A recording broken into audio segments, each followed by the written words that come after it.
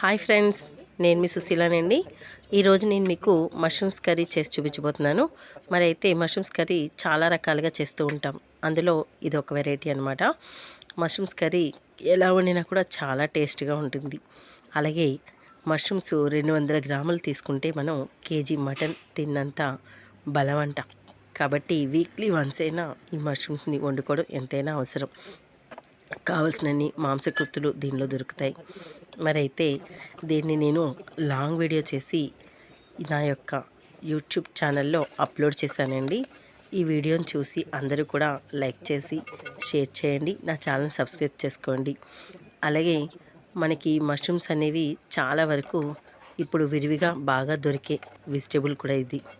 ఇప్పుడు ఇది non veg లెక్క రాదు కాబట్టి ఎవరైనా తినొచ్చు. పైగా అందరూ కూడా ఇష్టపడే మంచి టేస్టీ కర్రీ.